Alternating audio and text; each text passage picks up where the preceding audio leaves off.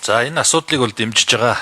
Тэгээд бас цагаа олсон ийм асуудал гэж үзэж байна. Улсын их хурал дээр батлагдсан хууль, за их хурлын тогтоолууд яг амьдрал дээр хэрэгжихдээ бас хэрэгжилж өгөхгүй. Ингээд нэг сайхан хууль батлагдаал тэгэл мартагдчихдаг. Тэгээд тэр нь чухам араас нь гүйцэтгэл нь ямар байна, засгийн газар дээр энэ яаж хэрэгжиж гэн, түүнийг нөгөө дагсан бидэд бас нөгөө хуулиа дагсан бахан журам ярьдаг, тэрийгэ хүлээдэг. Ингээд энэ асуудлууд нь ингээд хоцрогсон юм зөндөө байна.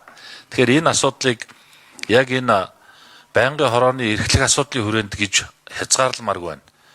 Яг энэ нөгөө одоо бид нар чинь төрийн байгуулалтын байнгын хороо учраас бас энэ одоо бүхэл хууль, ялангуяа энэ амьдралд нэлээд шаардлагатай хэрэгжилтэд хүлээж байгаа ийм хууль, улсын их хурлын тогтоолуудыг хамруулж авч үзэж болох уу гэдэг ийм асуулт байна. Тэгээд энэ дотроос одоо тэр малчны хуулиас ихсүүлээд, за тэгээд бас нөгөө төрөөс олох хурамшууллаас эрүүл мэнд нийгмийн даатгалын шимтгэлийг суутхан тооцох гэдэг хууль байна. За дээрэс нь их хурлын тодорхой одоо үүрэг чиглэл өгсөн, засгийн газарт үүрэг чиглэл өгсөн маш олон тогтоолууд байна. Тэгэхээр энийг хамрах хүрээгийн тийм, за мэдээж бүгдийг нь амжихгүй байх. Гэхдээ энэ дотор яг хүлээлт үүсгэсэн байгаа хууль, их хурлын тогтоолуудыг хамрах хүрээг оруулж болох уу гэдэг ийм асуулт байна.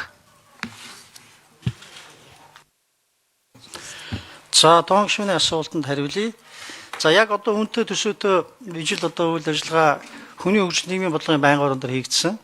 Хүний хөгжил нийгмийн бодлогын байнгын орны өөрийнх нь одоо эрхлэх чиглэлийн хүрээнд дэх тодорхой асуудлуудаар гарсан хууль тогтоомжуудын хэрэгжилтээр үнэлгээ хийгдсэн байсан. За энэ үнэлгээ бол зарим талаар бол одоо тодорхой салбарууд дээр зохих төвшөнд бол шаардлага хангаж хахад, зарим одоо салбарууд дээр огт шаардлага хангахгүй юм байдал үүссэн.